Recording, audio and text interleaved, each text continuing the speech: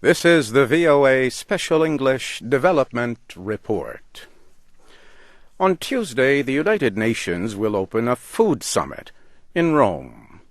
Leaders and high-level officials from around the world will meet at the Food and Agriculture Organization headquarters. The FAO says they will discuss the effects of rising food prices, limited resources, climate change, increased energy needs, and population growth. The United Nations agency says the three-day summit offers a historic chance to relaunch the fight against hunger and poverty. Another goal is to increase agricultural production in developing countries.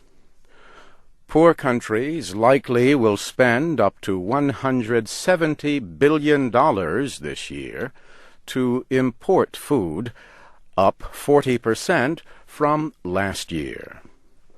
A new report says agricultural prices should ease from their recent record highs.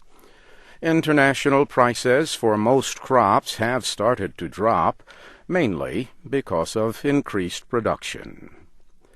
But over the next 10 years, food prices are expected to average well above levels of the past 10 years.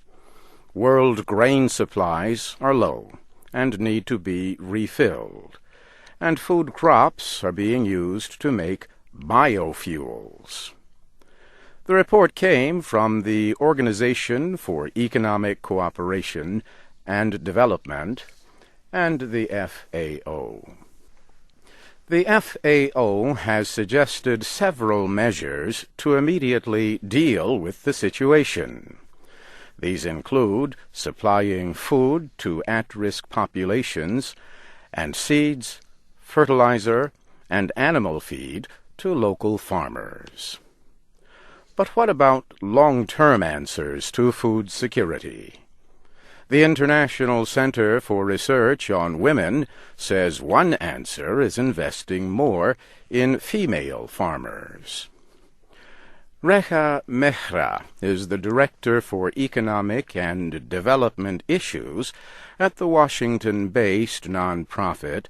She says improving women's ability to get resources and technology can directly increase agricultural productivity. After all, women produce as much as 80% of the food in developing countries.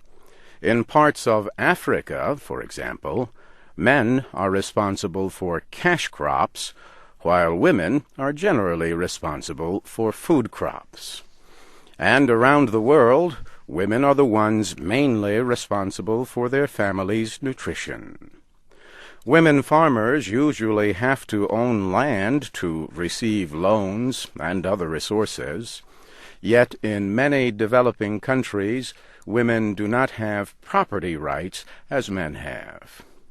Rekha Mehra says the right to own land will lead to greater investment in the land.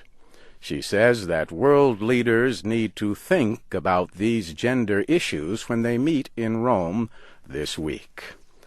And that's the VOA Special English Development Report, written by Jill Moss.